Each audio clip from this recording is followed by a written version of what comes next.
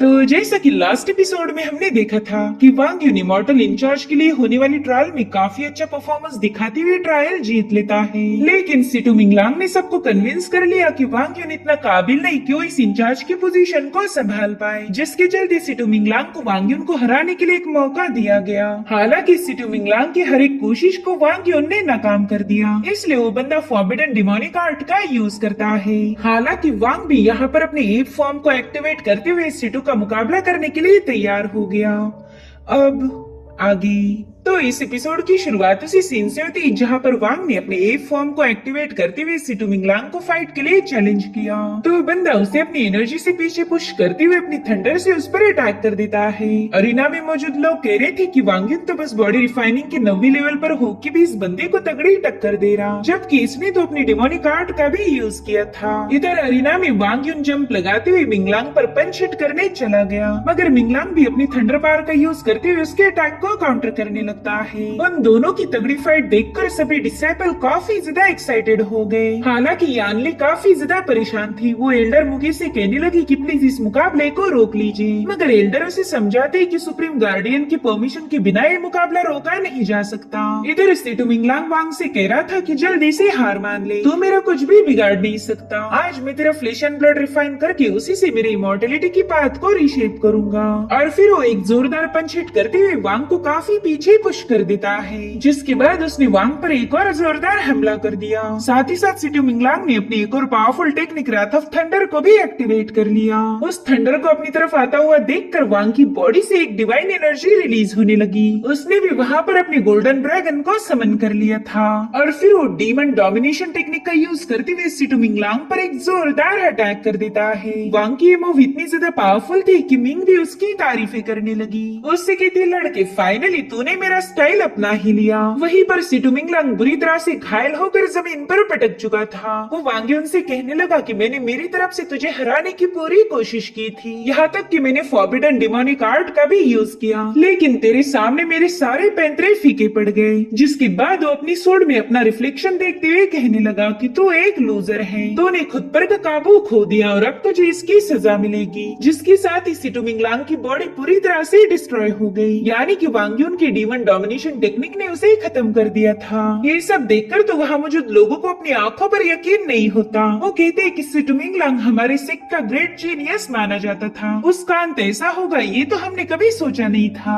और तभी वो एल्डर काफी ज्यादा भड़क गए। दरअसल इस सिटू मिंगलांग के ग्रैंडफादर थे। वो कहते मेरे बच्चे, मैं तेरी मौत का बदला जरूर लूंगा। जिसके बाद वो 10,000 सोड फॉर्मेशन एक्टिवेट करते हुए वांग पर अटैक करने के लिए रेडी हो गए। वहीं पर एल्डर मुगे उसे रोकने की कोशिश करते हैं, मगर सुप्रीम गार्डियन ऐसा बिल्कुल भी नहीं चाहती थी। उसने एल्डर मुगी के अटैक को तुरंत ही रोक लिया ताकि वांग यून पर हमला हो जाए। तब तक एल्डर सिटू की कई सारी सोर्स वांग यून पर अटैक करने के लिए उसके एकदम करीब पहुंच गई, लेकिन वो तलवारी वांग यून को छू पाई इससे पहले वहाँ पर एक गोल्डन एनर्जी रिलीज होते हुए सोर्स को डिस्ट्रॉय कर देती है, जिसके चलते एल्डर सिटू भी बुरी तरह से घायल हो गया। वेल वहाँ पर एंट्री हुई थी टोंगशन सोर्ड सेक्ट के सेक्ट लीडर की। लीडर अनाउंस करते कि ये ट्रायल यहीं पर खत्म हो चुकी है और इसका विनर होगा वांग यून। हालांकि उनका ये डिसीजन एल्डर सिटू को मंजूर नहीं था। उनसे कहते सीनियर इस वांग यून ने मेरे ग्रैंडसन सिटू मिंगलांग को खत्म कर दिया, तो रूल्स के अकॉर्डिंग इसकी कल्टीवेशन डिस्ट्रॉय करते हुए हमने इसे सेक्ट से बाहर निकाल देना चाहिए। अपने फेलो डिसाइपल को खत्म करना एक सबसे बड़ा क्राइम होता है, जो कि वांग यून ने इतने सारे लोगों के सामने कमिट किया, तो हम उसे माफ नहीं कर सकते। जो सुनकर सेक्ट लीडर सुप्रीम गार्डियन से उसकी सलाह पूछने लगे, जिस पर वो जवाब देते हुए बताने लगी कि सिटू मिंगलांग तो ऑलरेडी डिमोनिक वे का गुलाम बन चुका था, तो उसे खत्म करना भी जरूरी था। हालांकि वांग यून भी कोई दूध का धुला नहीं, हम इसे सुधारने की चाहे कितनी भी कोशिश क्यों न करें, इसका ब्लड थर्स्टी नेचर कभी सप्रेस नहीं होगा। 1 साल की सजा काटने के बाद भी इसमें जरा भी बदलाव नहीं आए, तो मैं रिक्वेस्ट करूंगी कि प्लीज आप अपने हाथों से इस ईवल को एलिमिनेट कर दीजिए, वरना आगे चलकर कई सारे मासूम डिसाइपल इसके हाथों मारे जाएंगे। अब सुप्रीम गार्डियन की बातें सुनने के बाद सेक्ट लीडर सीधा वांग यून से सवाल पूछते हैं कि क्या तुम पर लगाए गए सारे इल्जाम तुम्हें कबूल है? जिस पर वांग युन जवाब देते हुए कहने लगा कि मैं टोंगशान सोर्ड सेक्ट का डिसाइपल हूँ और एक डिसाइपल होने के नाते मैंने एक डेमन का खात्मा कर दिया। मैं ये बात बिल्कुल नहीं मानता कि मेरे हाथों कोई क्राइम हुआ है। इनफैक्ट सिटू मिंगलांग को खत्म करके तो मैंने फ्यूचर में होने वाली मुश्किलों को खत्म किया है। वांग युन की बातें सुनकर सेक्ट लीडर काफी ज्यादा खुश हो गए। वो कहने लगे कि वांग तुम एक राइचियस पाथ के ईमानदार डिसाइपल हो।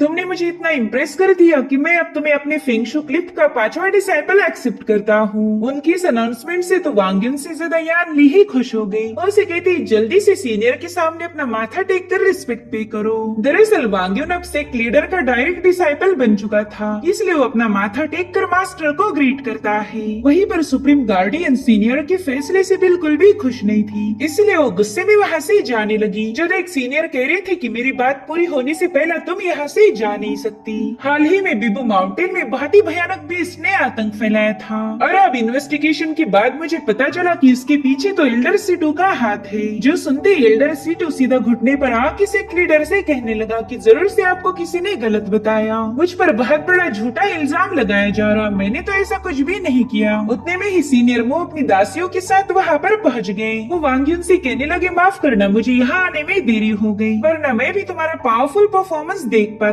साथ ही साथ उसे एक लीडर को एक कंटेनर शो करते हुए बताने लगा कि इसमें इल्यूजन बग्स से बनाई हुई पाउडर है। इसी पाउडर का यूज करके उस बीस्ट को आउट ऑफ कंट्रोल किया गया और फिर उसने पूरे माउंटेन में तबाही मचा दी। वेल इसे कहा जाता है स्ट्रेंथनिंग पाउडर और इसका एक पोर्शन मुझे एल्डर सीटू के घर में मिला। एल्डर सीटू की सच्चाई अब सबके सामने आ गई थी, मगर सुप्रीम गार्डियन अभी भी उसे बचाने की कोशिश करती है। वो कह रही थी कि सिर्फ ये पाउडर उनके घर में मिलने से ये तो साबित नहीं होता कि एल्डर सीटू गद्दार है। हमने इसके बारे में थोड़ा सा और डीप इन्वेस्टिगेशन करना चाहिए था। जिस पर सेक्ट लीडर कहने लगे कि इल्यूजन बग्स तो जोंगयुआन डाओ सेक्ट से ओरिजिन करते थे और तुम ये बात अच्छे से जानती हो कि वो सेक्ट हमारा दुश्मन है। तो बताओ क्या तुम अभी भी एल्डर सीटू को प्रोटेक्ट करना चाहती हो? ये सुनकर ही सुप्रीम गार्डियन ने तुरंत ही सीनियर से माफी मांग ली, जिसके बाद सेक्ट लीडर एल्डर सीटू से कहने लगे कि तुम हमारे दुश्मन जोंगयुआन सेक्ट के साथ मिले हुए हो। साथ ही साथ तुमने हमारे टोंगशान सेक्ट के सबसे जीनियस डिसाइपल वांग युन को खत्म करने की भी कोशिश की, इसलिए इन्वेस्टिगेशन पूरी होने तक तुम्हें कैद में रखा जाएगा और उसके बाद तुम्हें क्या सजा देनी है इसका फैसला लेंगे। ये सब सुनकर सुप्रीम गार्डियन तुरंत ही वहाँ से रवाना हो गई। वहीं पर सेक्ट लीडर वांग युन को बताने लगे कि इमॉर्टलिटी की बात खतरों से भरी पड़ी है, लेकिन इसका मतलब ये तो नहीं कि हम गलत रास्ते का चुनाव करके इमॉर्टलिटी को हासिल करें। जितना कि मैं तुम्हें जानता हूँ तुम एक नेक और रहमदिल इंसान हो, तो पावर्स के लालच में आकर अपने इस दिल को कभी भी मैला मत होने देना। अपनी पूरी मेहनत और लगन से कल्टीवेट करो और जरूर से तुम्हें इमॉर्टलिटी हासिल होगी। तो वांग युन उनका शुक्रिया अदा करते हुए कहने लगा कि मास्टर मैं आपकी टीचिंग को हमेशा याद रखूंगा। अब अगले सीन में हम देख पाते कि वांग युन एल्डर सन के ग्रेव को विजिट करने पहुंच चुका है। वो नहीं बता रहा था कि सीटू फैमिली अब पूरी तरह से डिस्ट्रॉय हो गई। अब आगे चलकर कोई भी आपको परेशान नहीं करेगा। वैसे कल मैं भी अपने घर जा रहा हूँ, पता नहीं मैं दोबारा से आपसे मिलने कब आ पाऊंगा। अगर इस दरमियान आपको अकेले में बोर हो जाए तो आप मेरे सपने में आ जाना। मास्टर मैं आपको काफी ज्यादा मिस करता हूँ, काश मैं आपसे एक बार मिल पाता। अब वांग युन अगले दिन एल्डरसन को गुड बाय बोलकर वहाँ से रवाना हो गया। वहीं पर मिंग उससे कहती बच्चे तुम्हें गुड बाय बोलने की कोई जरूरत नहीं, ऐसा तो है नहीं कि तुम उन्हें दोबारा से मिलने नहीं आ पाओगे। जिस पर वांग युन कहने लगा कि मेरा ये सफर मुश्किलों से भरा होगा, मुझे तो ये भी नहीं पता कि मैं इसमें सरवाइव करूंगा, तो मैं अपने एल्डरसन को झूठी उम्मीदें नहीं दिखा सकता। पता नहीं अब मेरी एल्डरसन से मुलाकात कब हो पाएगी। जिसके बाद वो मायूस होकर वहाँ से जाने वाला था कि तभी उसे किसी की आवाज आई। दरअसल यानली और सीनियर मो उससे मिलने आए थे। यानली उसे एक स्टोरेज बैग देकर बताने लगी कि इसमें वो सारी चीजें मौजूद है जिसकी तुम्हें डोंग्यू किंगडम में जरूरत पड़ेगी। वहाँ पर तुम हमारे टोंगशान सोर्ड सेक्ट को रिप्रेजेंट करने वाले हो, इसलिए कोई भी एक्शन लेने से पहले 2 बार जरूर से सोच लेना। जिस पर वांग युन सीनियर यानली को तसल्ली देते हुए कहने लगा कि आप मेरी बिल्कुल फिक्र मत कीजिए, मैं अपनी लिमिट को अच्छे से जानता हूँ, तो मैं जरा भी उन्हें क्रॉस नहीं करूंगा और न ही मेरी वजह से हमारे टोंगशान सोर्ड सेक्ट की बदनामी होगी। वहीं पर सीनियर मो को काफी ज्यादा शर्म आ रही थी कि उन्होंने वांग युन के लिए कोई तोहफा नहीं लाया। वो कहता है जूनियर मुझे माफ कर दो, मैं तुम्हें कोई तोहफा नहीं दे सकता। इन कुछ सालों में मैंने जो भी कुछ पैसा कमाया था वो सब लड़कियों पर लुटा दिया। उतने में ही किंगमिंग वहाँ पर एक बहुत बड़ा थैला लेके पहुँच गई। वो उसे बताती है कि इसमें कुछ जरूरी सामान और मंकी फ्रूट रखे गए हैं, तो मेरी तरफ से भाभी जी को जरूर दे देना। भाभी जी ये लो सुनते ही यानली की तो बत्ती गुल हो गई। उसे लग रहा था कि शायद वांग यून मैरिड है। वो थोड़ा सा मायूस होकर वांग यून से कहने लगी कि मुझे लगा नहीं था तुम्हारी शादी हो चुकी है। जिस पर वांग यून कहता है, नहीं मिस, ऐसी कोई बात नहीं, ये किंगमिंग तो बेवकूफ है जो कुछ भी बोले जाती। दरअसल इसके पास मैंने अपनी सिस्टर का जिक्र किया था, लेकिन इसने उसे कुछ गलत समझ लिया। साथ ही साथ वो किंगमिंग से कहने लगा कि प्लीज ऐसी अफवाहें मत उड़ाओ, वरना कोई लड़की मुझे घास नहीं डालेगी। इधर सीनियर मो सोचता है कि सभी लोग वांग यून को तोहफे दे रहे, तो भला मैं पीछे कैसे रह सकता हूँ।